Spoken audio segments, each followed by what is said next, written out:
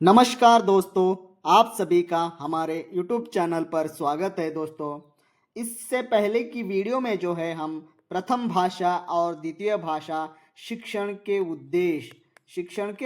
उद्देश्य और महत्व के बारे में जो है चर्चा किया था। आज हम देखने वाले हैं प्रथम भाषा और द्वितीय भाषा शिक्षण की प्रक्रिया का मतलब जो होता है प्रोसेस, ओके, और तकनीक का मतलब जो है टेक्निक्स, ओके। टेक्निक्स के बारे में जो है यहाँ पे हम चर्चा करेंगे, ओके। तो हर भाषा की कोई ना कोई प्रक्रिया होती है। किसकी प्रक्रिया? यानी शिक्षण देने की। शिक्षण का मतलब क्या है? शिक्षण का मतलब जो है टीचिंग। शिक्षण का मतलब क्या है? Teaching, okay. टीचिंग ये जो है योजनाबद्ध प्रणाली है। योजनाबद्ध जो है प्रणाली है, ओके। प्लान जो इसे पहले से प्रणाली पहले दिखिए, यानी पहले से हम क्या करते हैं, पहले हम उसका प्लान, जब भी टीचिंग करते हैं तो हम क्या करते हैं, प्लान बनाते हैं हम, यानी किसी विषय के विस्तृत जानकारी हम क्या कहते हैं, जो योजनाबद्ध तरीके से हम पढ़ाते हैं, शिक्षा देते हैं। तो शिक्षा और शिक्षण में अंतर है भैया।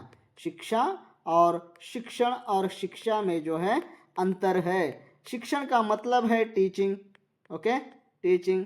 शिक्षा का मतलब है एजुकेशन। तो हम जो है एजुकेशन क्या है, प्रक्रिया जीवन पर्यंत चलती रहती है। एजुकेशन क्या है? जीवन पर्यंत जो है कोई ना कोई ज्ञान हम लेते रहते हैं। तो ये जीवन पर्यंत चलने वाली प्रक्रिया है, उसे हम क्या कहते हैं? शिक्षा कहते हैं, ओके। जो हम प्लान यानी पहले से योजनाबद्ध तरीके से जब हम पढ़ाते हैं तो उसे क्या कहते हैं? हम शिक्षण कहते हैं, ओके। समझ में आया होगा, ओके। इस चीज को आप समझ जाएगा। तो हम जो है यहाँ कोई भी भाषा हो उसकी प्रक्रिया होती है, और यानी प्रक्रिया यानी प्रोसेस होता है, और तकनीक होती है यानी टेक्निक्स होते हैं सीखने का, सिखाने का, टीचिंग करने का, ओके, समझाने का। वह कौन सा तरीका है, ओके। यहाँ पे हम क्या कर रहे हैं? शिक्षण यानी टीचिंग कर रहे हैं। शिक्षण का मतलब क्या है? टीचिंग करना। तो सिखाने की जो प्रक्रिया है, जो टेक्निक्स है, उसके बारे में जो है हम यहाँ पर क्या करेंगे? चर्चा करेंगे। वही जो है हमको यहाँ पे देखना है। देखिए यहाँ पे क्या दिया हुआ है, भाषा सीखने का स्वाभाविक का मतलब है नेचुरल क्रम क्या है। तो भाषा सीखने का जो स्वाभाविक क्रम, सुनना, बोलना, पढ़ना और लिखना, ये चार चीजों को आपको याद में रखना है, ध्यान में रखना है, क्योंकि कोई भी भाषा जो है इसी क्रम में सीखी जाती है। पहले सुना जाता है, फिर बोलना जाता है, फिर पढ़ा जाता है, फिर लिखा जाता है। इसी क्रम में जो है भाषा सीखी जाती है।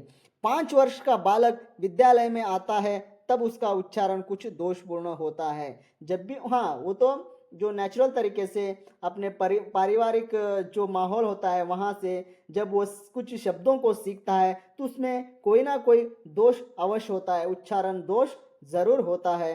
तो देखिए तब उसका उच्चारण दोष हो सकता है। यह दोष ध्वनियों या संयुक्त ध्वनियों से संबंधित हो सकता है। तो वो जब हमारी क्लास में जब आता है तो वो उसका जो उच्चारण जो दोष है वह ध्वनियों का हो सकता है, और संयुक्त ध्वनियों से संबंधित भी हो सकता है। हम क्या कर रहे हैं? यहाँ पे टीचिंग कर रहे हैं बेटा।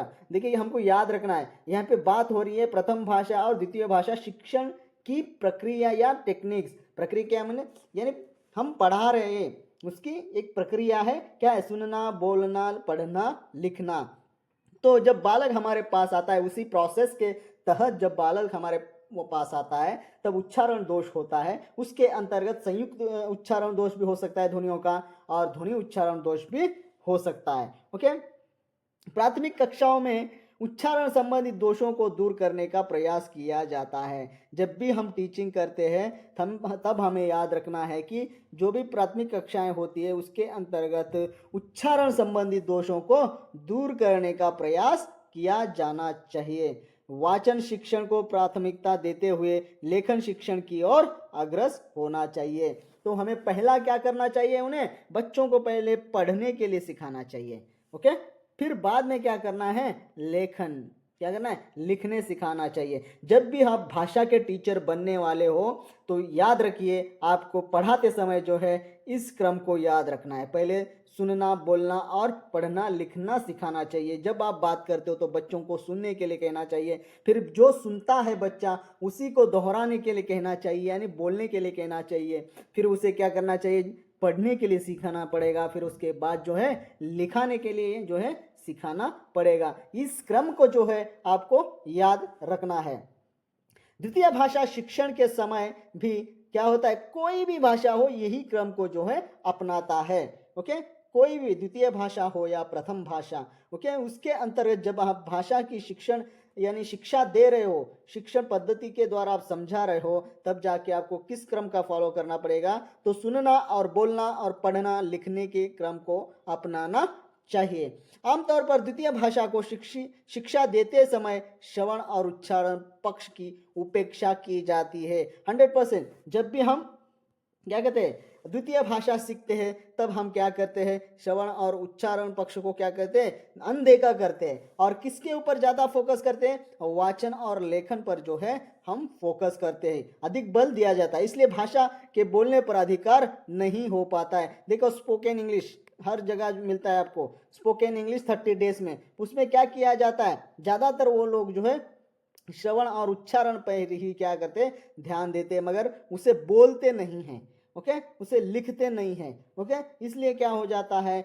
वो इसलिए भाषा बोलने पर अधिकार उसको हासिल नहीं हो पाता है। फिर भी बहुत सारे लोग जो है स्पोकन इंग्लिश करने की यानी अपनी अपनी कोशिश जारी रखते हैं। तो हमें जब भी भाषा सीखना होता है तब हमको क्या करना है, बात करने का मौका जब भी मिले हमें बात करना चाहिए। एक एक शब्द को धीरे धीरे बात करते हुए, वाक्यों के अंतर्गत उसे उसका प्रयोग करते हुए बात करना चाहिए, तब जाके हम भाषा के ऊपर जो है बोलने पर हमारा अधिकार हासिल होगा। अन्य विषयों के अध्यापन यानी अन्य विषयों के अध्यापन के बारे में भी यहाँ पे चर्चा हो रही। ये तो क्रम जो है भाषा सिखाने का क्रम है, और अन्य भाषाओं के अध्यापन के समान भाषा शिक्षण के भी अध्यापकों के इन सूत्रों का पालन करना चाहिए। यानी यह कहने का मतलब जो है, जो भी अन्य विषय होते हैं उसके सीखने के भी कुछ सूत्र है, फिर भी भाषा शिक्षण के भी कुछ सूत्र है। उन सूत्रों को हमको क्या करना चाहिए, पालन करना चाहिए। वह यहाँ पे कौन कौन से सूत्र दिए गए, देखिए यहाँ पे दिया हुआ है, ज्ञात से अज्ञात की ओर, सरल से जटिल की ओर, स्थूल से सूक्ष्म की ओर, विशेष से सामान्य की ओर, आगमन से निगमन की ओर, पूर्ण से अंश की ओर, बहुत सारा होता है। फिर थोड़े बहुत हमने यहाँ पे 6 जो है यहाँ पे यानी दिए हुए हैं, बाकी जो है हम बाकी के भी जो है आपको बॉक्स के तौर पर इस क्लास के लास्ट में आपको दिखा दिया जाएगा। यह मैं समझा दूंगा, वो आपको जो है समझना है, और आप समझने के बाद जो है हमें कमेंट में पूरा जो है डिटेलली हमें एक बार रख दीजिएगा कमेंट में। ओके, तो चलिए शुरू करते हैं। पहले हम ज्ञात से अज्ञात की ओर के बारे में चर्चा करेंगे। देखिए यहाँ पे ज्ञात से अज्ञात की ओर क्या है, यहाँ पे कक्षा का दृश्य जो है आपको दिखाया जा रहा है। मैडम है, यहाँ पे छात्रा है, और ये जो छात्र और छात्राएं बैठे हैं उसको जो है ज्ञात से अज्ञात की ओर लेके जाए। ज्ञात का मतलब है उनको पहले पता हुआ है, जो पता हुआ होता है उस चीज को जो पकड़कर हम क्या कहते हैं, अज्ञात की ओर जाते हैं, उसी को ज्ञात के अज्ञात की ओर कहते हैं। देखिए उसके लिए भी हमारे पास जो है, देखिए उसका अर्थ जो है, जो बातें विद्यार्थी, कहने का मतलब ज्ञात से अज्ञात की ओर का मतलब है जो बातें विद्यार्थी पहले से जानते हैं उसने जोड़कर नई बात सीखना ही क्या है, ज्ञात से अज्ञात की ओर। यानी जो पहले विद्यार्थी को वो बात पता होती है उसी को जोड़ते हुए जो है नई बात जब सीखते हैं तो उसे क्या कहते हैं, ज्ञात से अज्ञात की ओर कहते हैं। उदाहरण से समझो बच्चा घर शब्द जानता है। बच्चा क्या है, घर शब्द जानता है। शिक्षक पहले घर से वाक्य बनवाते हैं, यानी घर से क्या कहते हैं, वाक्य बनाते हैं। फिर क्या करेंगे, फिर मकान जैसे नए शब्द का अर्थ समझाते हुए जो है उनको नए जो वाक्य बनाने के लिए कहेंगे। यानी पहले घर, फिर बाद में अज्ञात मकान सीखेगा। दोनों का अर्थ क्या है, एक ही है। दोनों का अर्थ क्या है, एक ही है। घर कह सकते हैं और मकान भी कह सकते हैं। इस तरह से जो है बच्चों को यहाँ पर सिखाया जाता है। पहले उनको क्या नॉलेज है, उनको उनकी क्या समझ है उस शब्द के ऊपर, उस शब्द को पकड़कर जो है जो पता नहीं है उसको जोड़कर वो समझाया जाता है। इसे ही ज्ञात की अज्ञात से अज्ञात की ओर कहते हैं। दूसरा देखिए सरल से जटिल की ओर, सरल से क्या करना है, जटिल की ओर। पहले सरल शब्दों को समझाया जाता है, फिर बाद में उसके जो भाग होते हैं उसे भी समझाया जाता है। समझो, एक जो वाक्य होगा, एक वाक्य दिया जाएगा और वाक्य के अंतर्गत जो है बाद में पहले वाक्य को समझाया जाएगा, छोटा सा वाक्य दिया जाएगा, फिर वाक्य के अंतर्गत लिंग वचन जो है समझाया, नाम सर्वनाम के बारे में उनको समझाया जाए। वो भी उदाहरण से समझे। देखिए, पहले आसान विषय पढ़ाना, पहले क्या है, आसान विषय पढ़ाना, फिर कठिन विषय बताना। तो पहले आसान विषय क्या है देखेंगे। पहले राम खेलता है, राम क्या है, खेलता है, ये एक छोटा सा वाक्य है, छोटा सा क्या है, वाक्य है। फिर संयुक्त वाक्य उन्हें सिखाना, राम खेलता है और मोहन पढ़ता है, राम खेलता है और मोहन जो है पढ़ता है। यानी ये सरल से जटिलता की ओर हम क्या कर रहे हैं, जा रहे हैं। ओके, सॉरी, इससे पहले मैंने बताया था कि उनके लिंग वचन कारक, तो यहाँ पे नहीं, वो अंश के अंतर्गत आएगा। तो देखिए वो आगे आने वाला है, उसमें देखिए यहाँ क्या होता है, पहले एक छोटा वाक्य दिया जाएगा, फिर संयुक्त वाक्य को समझाया जाएगा। नहीं, जो है सरल से क्या करेंगे, हम जटिलता की ओर जाएंगे, जटिलता के बीच में जो और है उसे भी समझाते जाएंगे, यही है। ओके, तीसरा देखिए, स्थूल से सूक्ष्म की ओर, स्थूल से सूक्ष्म की ओर। स्थूल का मतलब बड़ा, स्थूल का मतलब क्या है, बड़ा, और सूक्ष्म मतलब बहुत ही छोटा।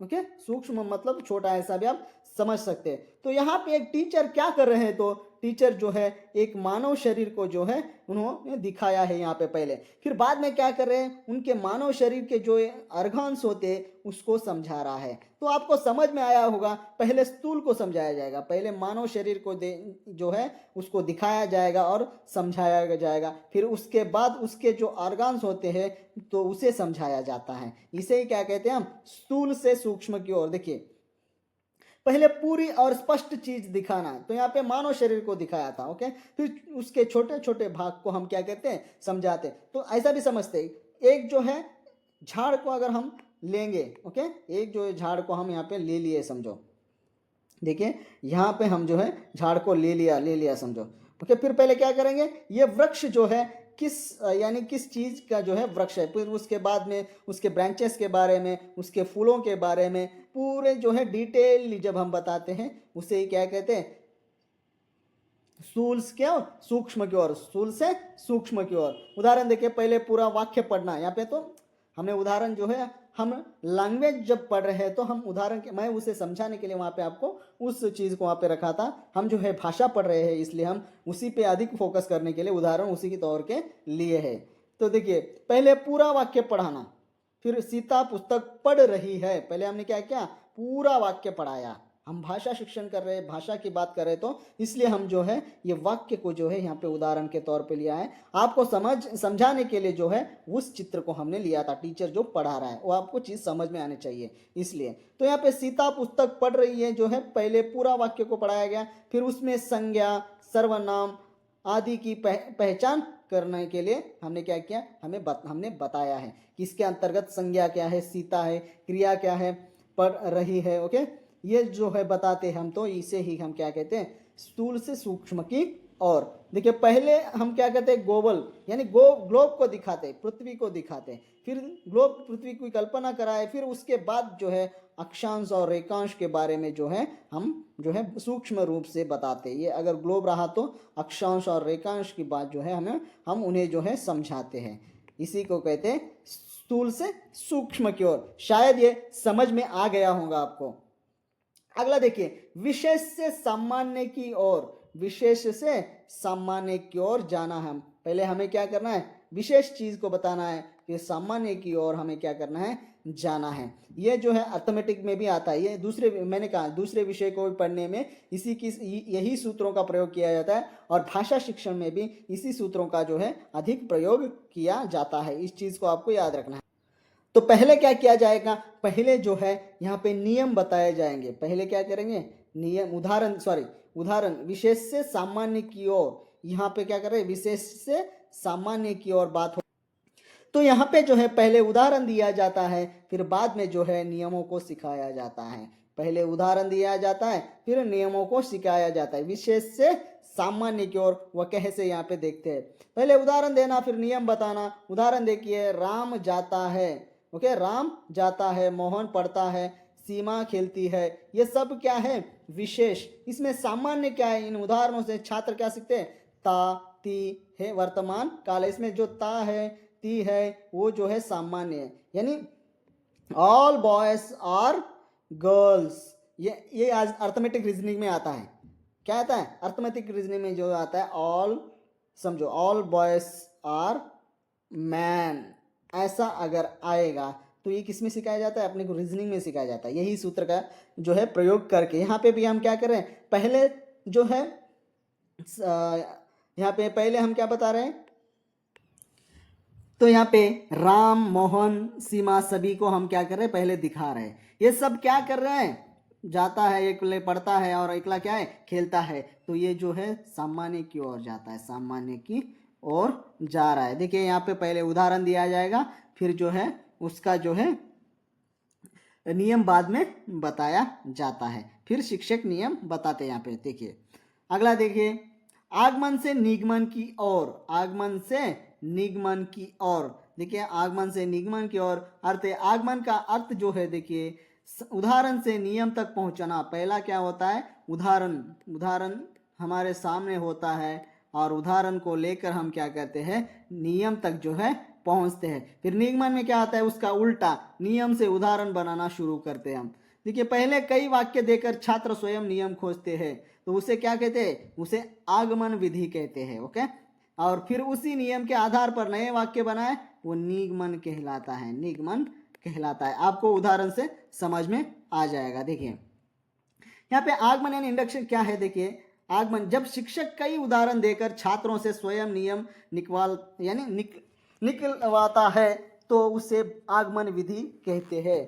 उदाहरण देखिए, शिक्षक बोर्ड पर लिखता है, शिक्षक बोर्ड पर क्या करता है, लिखता है। लड़का लड़के, कमरा कमरे, बच्चा बच्चे। फिर पूछता है इन शब्दों में परिवर्तन हुआ है क्या, इस शब्दों में परिवर्तन हुआ है। विद्यार्थी उत्तर देते हैं हाँ सर। कौन सा, आ की जगह ए हो गया है।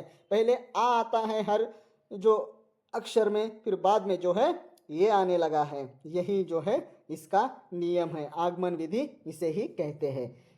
नियम बनाना, जिन शब्दों में अंत में आ होता है उसका बहुवचन ये से बनता है, ऐसा वो नियम बनाते हैं। कौन, बच्चे बनाते। जब भी ये आ जाएगा तो बहुवचन बन रहा है, ऐसा नियम जो है वो बनाते हैं। यहाँ छात्रों ने उदाहरण देकर स्वयं नियम बनाया, यह है आगमन विधि। यानी पहला उदाहरण देकर क्या किया उन्होंने, यहाँ पे जो है नियम बनाया है, इसीलिए हम इसे क्या कहते हैं, आगमन विधि कहते हैं। दूसरा देखिए निगमन विधि, इसका उल्टा होता है।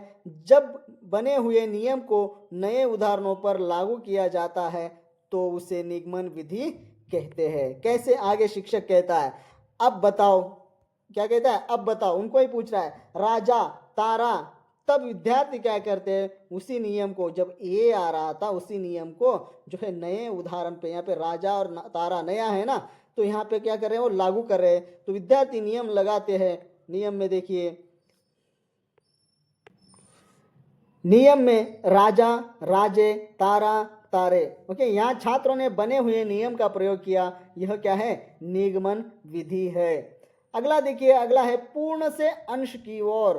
पहले क्या करना है, पूर्ण से अंश की ओर जाना है। पूर्ण यानी हम किसी भी किताब को, देखिए ये पूर्ण है, फिर बाद में क्या करेंगे, उसके टुकड़ों के बारे में समझाएंगे। अंश का मतलब टुकड़ों के बारे में समझो। ऐसा समझो कि एक किताब है, उसमें अगर उपन्यास है तो उपन्यास पहले पढ़ा देंगे, फिर उसमें 7 भाग है, समझो 7 जो है भाग है, भाग या अध्याय। 7 अगर अध्याय है तो हम क्या करेंगे, एक एक अध्याय को जो है समझाएंगे। वही जो है पूर्ण से अंश की ओर। समझ में आ, तो देखिए समझिए, पहले पूरी रचना पढ़ाना, फिर उसके भागों को समझाना। पहला क्या करते हैं हम इसके अंतर्गत, पहले पूरी रचना पढ़ाते हैं, फिर उसके बाद उसके भागों को क्या कहते हैं, हम समझाते हैं। उदाहरण देखिए, पहले पूरी कविता सुनाना, फिर पंक्ति दर पंक्ति का अर्थ समझाना, इसे ही क्या कहते हैं, पूर्ण के अंश की ओर। दोस्तों आपको इन जो सूत्रों को जो है कहीं पर भी जो है किसी भी जो है सब्जेक्ट पर आप लागू कर सकते हैं। बस आपको इन सूत्रों को समझना आना चाहिए। अगर आपको समझ में आए तो ज़रूर हमें कमेंट में बताइएगा। देखिए बाकी के जो है हम यहाँ पे आपके लिए छोड़ दे रहे हैं। हमने ज्ञात से अज्ञात की ओर किया है, पूर्ण से अंश की ओर गया है, ओके, सरल से जटिल की ओर समझाया है, स्थूल से सूक्ष्म की ओर और विशिष्ट से सामान्य की ओर समझाया, अनुभूति से विचार। ये बाकी के जो है आपके लिए छोड़ रहे। क्या आप समझा सकते हैं हमें? तो हमें कमेंट में ज़रूर बताइएगा इसके बारे में थोड़ा थोड़ा करके। नहीं तो आप हमें व्हाट्सअप कर सकते हैं हमारे व्हाट्सअप नंबर पे। टेलीग्राम पे आपको जो है हमारा व्हाट्सअप नंबर मिल जाएगा और टेलीग्राम चैनल का जो लिंक है हम इस वीडियो के अंतर्गत आपको दे दिया जाएगा, ओके। देखिए शिक्षण प्रक्रिया से संबंधित अन्य महत्वपूर्ण बातें भी यहाँ पे है। यह जो है मैटर हमने भाई योगेंद्र जीत किताब से लिया है, आप वहाँ पे देख सकते हैं। अन्य महत्वपूर्ण बातें भी है प्रक्रिया में। कौन सी प्रक्रिया में बाबा? तो वो जो है शिक्षण प्रक्रिया की जो है संबंधित जो हमने इससे पहले चर्चा किया था और उसको शिक्षण देने के लिए जो है कुछ सूत्रों के बारे में भी जो है हमने चर्चा किया था, ओके। वही चर्चा जो है यहाँ पे देखिए अन्य महत्वपूर्ण बातें इसमें अभ्यास कराना और देखिए नीचे आदत होना। पहले अभ्यास कराने के बारे में जानते हैं। अभ्यास कराना क्या है? प्रक्रिया। पहले दिमाग में रखो कौन सा टॉपिक हम पढ़ रहे हैं, उस चीज को दिमाग में रखते हुए जो है पढ़ना है, उसको भूलना नहीं है। तो यहाँ पे देखिए अभ्यास कराने का मतलब क्या है प्रक्रिया का? भाषा अध्यापक को यानी भाषा अध्यापकों को इस प्रकार की परिस्थिति यानी सिचुएशन उत्पन्न करनी चाहिए जिनसे विद्यार्थी विद्यालय तथा घर पर निरंतर अभ्यास करता रहे। यह भी जो है शिक्षण की एक प्रक्रिया है बेटा। शिक्षण की एक क्या है? प्रक्रिया। कौन सी? अभ्यास कराना। ये जो टीचिंग हम कराते हैं ना, इससे जो है बच्चे में जो है अभ्यास लेखन अभ्यास करने में रुचि लगती है और वो वाक्य बनाने लगता है, पढ़ने लगता है। लगातार लिखने से भाषा में क्या है? सुधार होता है, उच्चारण करने लगता है। अगर हम उसे समझे लिखाने लगेंगे, घर पे भी अगर 5 शब्द लिख कर लाने के लिए कहेंगे तो वर्तनी शुद्धि हो जाएगी। अगर उच्चारण करने के लिए कहें तो उच्चारण शुद्धि हो जाएगी। इस तरह से जो है शिक्षण प्रक्रिया में भी ये बहुत महत्वपूर्ण जो है ये चीज़ भी आपको याद रखना यानी अभ्यास कराना। तो जिनसे विद्यार्थी विद्यालय तथा घर पर निरंतर अभ्यास करता है। उदाहरण देखिए लेखन अभ्यास से संबंधित क्या करना है। हमने क्या किया? लेखन अभ्यास को लिया यानी लिखाने के बारे में लिखा। आप पढ़ने के बारे में भी ले सकते हो, हम लिखाने के बारे में समझा रहे हैं। लेखन अभ्यास यानी कक्षा में शिक्षक 5 वाक्य लिखवाता है। क्या करता है शिक्षक? 5 वाक्य दे दिया है कि 5 वाक्य लिख दिया है। शिक्षक क्या किया? 5 वाक्यों को कक्षा में लिख दिया है, ओके, लिख दिया है। तो घर पर 5 और नए वाक्य बनाने को कहता है। कौन? शिक्षक कहता है। यह शिक्षण की प्रक्रिया बेटा। मैंने बताया, पहले ही बताया, शिक्षण मतलब टीचिंग भैया। शिक्षण मतलब क्या है? टीचिंग। टीचिंग करना है बच्चों को निरंतर अभ्यास करने के, सुधार करने के लिए। तो घर पर 5 और नए शब्द वाक्य बनाने को कहता है। लगातार लिखने से अभ्यास में यानी भाषा में सुधार होगा। लगातार अगर जब आप लिखोगे तब क्या होगा? लिखने में सुधार होगी और जो त्रुटियां होती है, जो अशुद्धियां होती है, उसका भी निराकरण किया जाता है, उसे भी निकाल दिया जा सकता है। यह भी जो है शिक्षण की प्रक्रिया का एक भाग ही है बेटा, ओके। तो देखिए नोट के तौर पर हम समझाने के लिए लिखे, भाषा केवल पढ़ाने से नहीं बेटा बल्कि निरंतर अभ्यास से सीखी जाती है।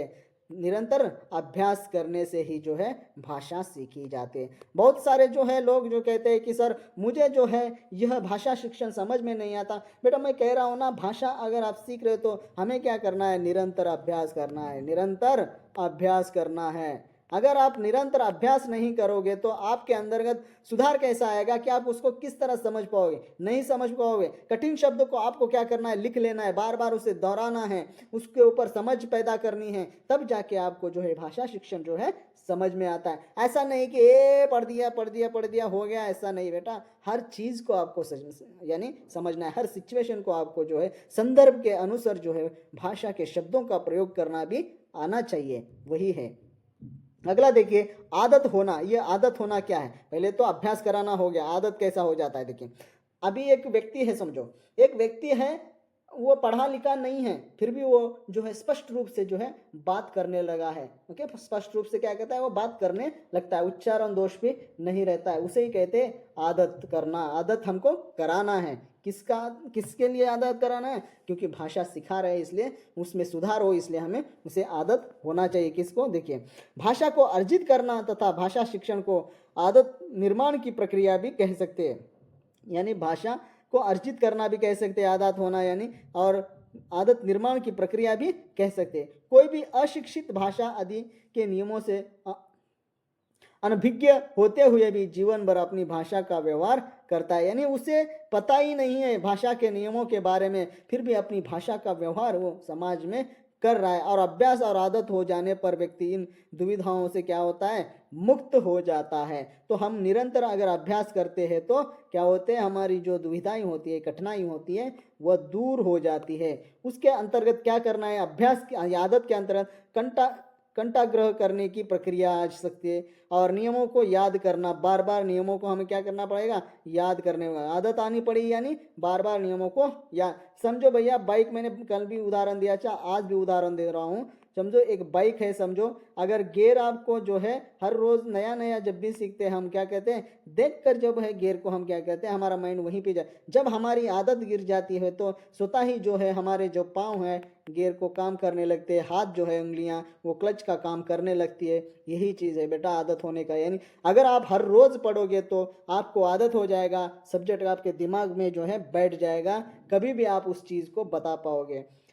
अशुद्धि की आशंका दूर हो जाएगी। अशुद्धि की आशंका क्या होती है, दूर हो जाती है, कि शुद्धि अशुद्धि होती है ना, तो उससे वो जो है दूर हो जाता है, अशुद्धियाँ जो होती है उस भय से दूर हो जाता है। ओके, अगला देखिए, अगला है रुचि बनाए रखने के लिए प्रेरणा, यानी प्रेरित करना चाहिए हमें। रुचि अगर बनाए रखना है भाषा शिक्षण में तो उन्हें कभी कभी प्रेरित भी करना चाहिए। भाषा के अध्यापक को विशेष रूप से द्वितीय भाषा शिक्षण से संबंधित है, इसलिए देखिए विद्यार्थी में रुचि बनाए रखने के लिए उसे निरंतर प्रेरित करते रहना चाहिए। प्रयास यानी ओके खूब अच्छा बता रहे हो, अच्छा बात कर रहे हो, आप ऐसे ही बातें करते जाइएगा, आप में ज़रूर सुधार हो जाएगा। धीरे धीरे एक एक शब्द को सीखते जाएगा और अपने वाक्यों में प्रयोग करते जाएगा। ऐसा उन्हें हर रोज जो है प्रेरित करना चाहिए। जब लिखता है तो उसे कहना चाहिए कि आज में थोड़ा बदलाव आया है और कल बदलाव आएगा। इस तरह से आप अगर उनको मोटिवेट करोगे, प्रेरित करोगे, तो भी वो क्या है, भाषा शिक्षण का जो है एक प्रक्रिया है। भाषा सिखाने की एक क्या है,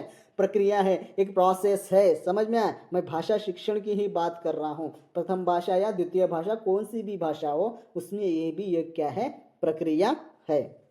देखिए व्यक्तिगत भेदों का ज्ञान होना चाहिए। व्यक्तिगत भेदों का क्या है, ज्ञान होना। भाषा अध्यापक को विद्यार्थियों के व्यक्तिगत भेदों का ज्ञान होना चाहिए। व्यक्तिगत यानी उस विद्यार्थी के व्यक्तिगत भेद क्या है उसके बारे में भी यानी अध्यापक को याद होना, यानी ध्यान होना चाहिए। ओके, उसके अंतर्गत कौन से व्यक्तिगत भेद है। कोई दो व्यक्ति एक समान नहीं होते 100%। दो भी व्यक्ति एक ही साथ पढ़ेंगे, दोनों का जो है बुद्धि लब्धि उतना ही होगा क्या, नहीं होगा। ये अगर किसी को 1 घंटे में पढ़ने में एक आंसर आएगा, किसी को जो है 15 मिनट में भी आ सकता है। उसी का व्यक्तिगत कहते हैं, व्यक्तिगत भेद। उनमें कई प्रकार के व्यक्तिगत पाए जाते यानी भेद पाए जाते हैं, जैसे दैहिक भेद, पारिवारिक भेद, मानसिक तथा बुद्धि संबंधी भेद। मैंने बताया यानी हर की सब बुद्धि लब्धि जो है एक समान नहीं होती है। हर जो विद्यार्थी होता है दैहिक रूप से जो है समान भी नहीं होता है, और हर जो विद्यार्थी होता है उनकी जो पारिवारिक जो सिचुएशंस होते हैं वो भी समान नहीं होती है। इन चीज़ों को भी ध्यान में रखते हुए हमें भाषा शिक्षण देना चाहिए, यानी भाषा की शिक्षा हमें देना चाहिए। उसी के प्रोसेस के बारे में, प्रक्रिया के बारे में हम यहाँ पे क्या करें, चर्चा कर रहे हैं। इन व्यक्तिगत भेदों का ध्यान रखते हुए विद्यार्थियों की भाषागत समस्याओं, उसका उच्चारण, वाचन, स्वर और आरोह अवरोह विषय वस्तु का बोध का समाधान करते हुए उन्हें प्रोत्साहित करते रहना चाहिए। देखो कोई तेलुगु भाषी है, तेलुगु भाषी यानी पारिवारिक भेद का मतलब है तेलुगु भाषी है तो हिंदी जो है स्पष्ट उच्चारण करता है क्या, स्पष्ट नहीं करता है ना। ओके, और स्वर भी जो है उसका जो है सही से उच्चारण नहीं कर पाते, क्योंकि उनकी जो मदर लैंग्वेज जो होगी वो होगी तेलुगु होगी। ओके, तेलुगु होगी, इसलिए जो है इस चीज़ को आपको यानी व्यक्तिगत भेद में इनको भी याद में रखना चाहिए। ओके, तो चलिए आगे बढ़ते हैं। अगले वीडियो में जो है बाकी यहाँ तक तो हमारा जो है हो जाएगा। कुछ भाषा शिक्षण प्रक्रिया में भी कुछ बाधाएं आती है। वह बाधाएं जो है हमारी किताब में दिए हुए हैं, एक बार जो है आप पढ़ सकते हैं। देखिए वो भी आपको पढ़ना है, उसको पढ़ने के बाद आपको समझना है। बस हम यहाँ पे आपका मार्गदर्शन कर रहे हैं, मार्गदर्शन कर रहे हैं। कहीं से भी प्रश्न पूछा जा सकता है, इस तरह से हम यहाँ पे आपको बता रहे हैं। तो यहाँ तक जो है हमने आज पढ़ा है, इसलिए हमारा जो है विषय कहाँ पहुँचा है सिलेबस के अकॉर्डिंग, तो हम एक बार देख लेते हैं।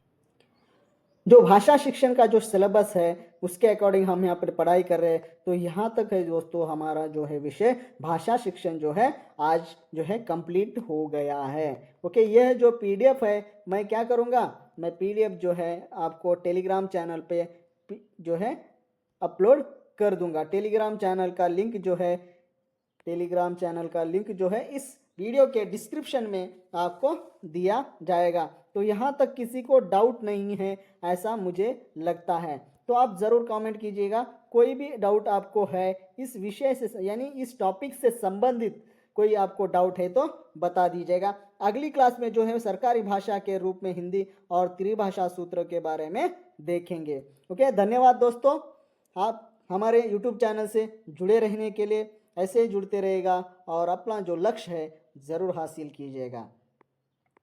ओके, कोई भी ट्रिक्स, आपको कोई भी समस्या हो रही है, जब आप पढ़ते समय आपको कभी कभी याद नहीं रह रहा है, कभी आपको समस्या आ रही है किसी विषय को पढ़ते हुए, तो तब भी हमें जो है व्हाट्सएप पर जो है मैसेज कर सकते हैं। वह नंबर भी हम टेलीग्राम चैनल में दे रखा है, तो वो वहाँ भी आप हमको बता सकते हैं। जब आप हमें बताएंगे तो हम आपको जो है पर्सनली कॉल करके जो है उस चीज़ के बारे में आपको जो है, जिस चीज़ से आपको दिक्कत है, जिस विषय से आपको दिक्कत है, उस विषय को दूर करने की कोशिश ज़रूर करेंगे। ओके।